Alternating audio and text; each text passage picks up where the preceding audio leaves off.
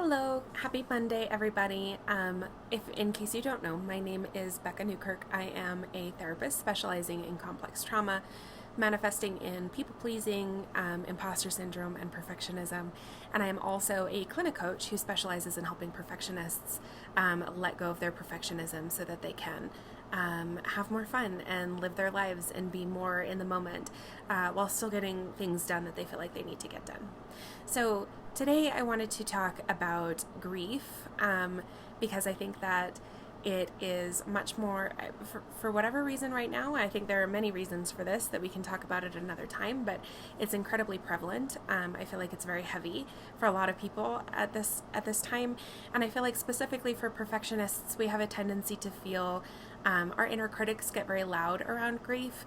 Our inner critics try to gate us from like, oh, well, this is worth having grief around and this is not worth having grief around, and like, you should be moving through it at this pace, you should be moving through it in this way, things like that. And so I wanted to bring that up to just kind of give permission. I don't think I'm going to be saying anything that maybe you've never heard, but hopefully in this listening you can hear it a little bit differently and you can internalize it a little bit more. So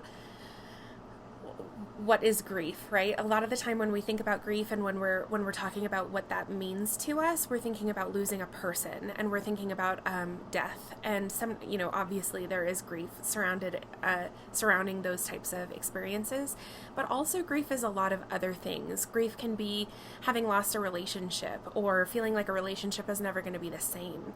Grief can be an identity. It can be my kids moved out of the house, or I lost my independence and my sense of self because now I have a child. It can be, I thought of myself as like a married person and that was part of my identity, and now I'm getting divorced, and what does that mean? What does that mean about me? Who am I now? It can be, and this is something that's been coming up in some of my sessions recently, it can actually also be like, I trusted in these institutions and I had a sense of safety and I had a sense of sort of knowing what was happening and knowing what was going to come next, and now that's gone, or I don't feel like I can trust these institutions as much.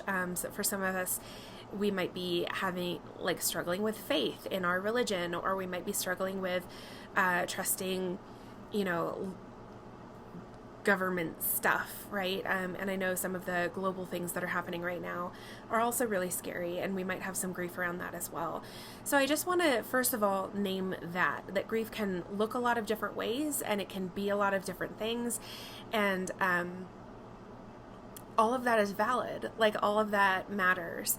And so, like, what does grief look like? I think we have this perception that grief is supposed to be just sadness, and we know that part, right?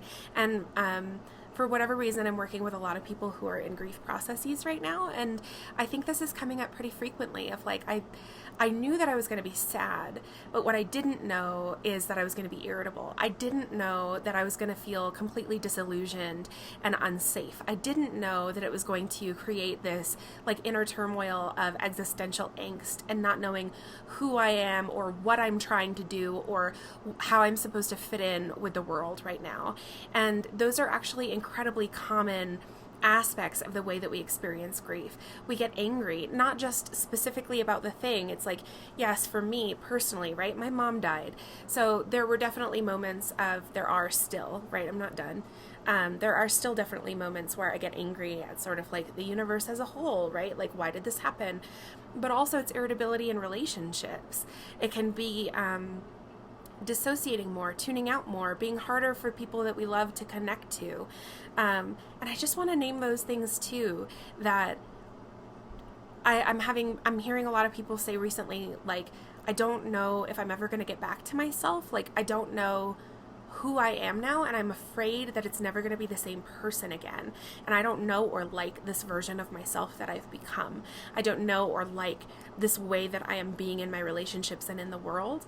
And I just want to, make a little bit of space for, like, you're never, especially with big responses and big things that are lost, like a divorce or a death or identity stuff. Like, You're probably not ever going to be the same person. But I think we could say that for a lot of different experiences. You're probably not ever the same person after you meet someone new. You're probably not the same person after you get married or if you move or whatever. Like, all of these things change the way that, the way that we are in the world and who we are and what we're carrying with us.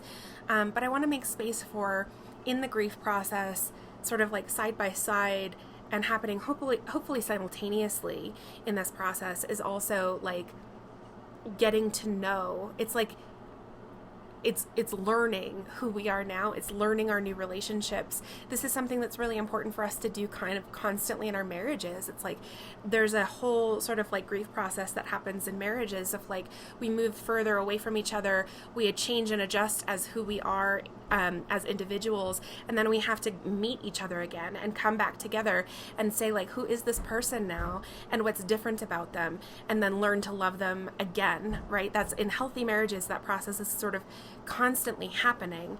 And I think the same thing can be said for our internal process as well, is like we lose something and we have a grief process and we're moving away from it, but then we have to come back to ourselves. Okay, who am I now? And what does this mean about me? How do I want to internalize this or adjust it into my identity? And so kind of coming back full circle here, the main things that I'm saying and that I really want you to be able to hear are grief can be for so many different experiences, and many of us are having it right now. Even if we're just talking about grieving a sense of normalcy or grieving a sense of safety, grieving being able to go out to eat at a restaurant without having to think about it, right?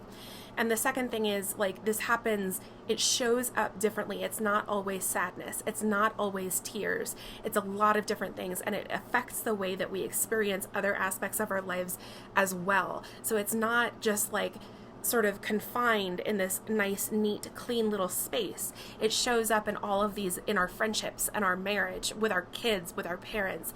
It shows up in the way that we show up at work. It shows up in that maybe we're questioning where we should be or what we should be doing at work. Maybe we're just not able to motivate ourselves in the same way that we were before. And then we worry, am I the same person who's able to achieve excellence in the way that I was before? Or am I now a fraud? Have I lost that edge? Have I lost that capacity?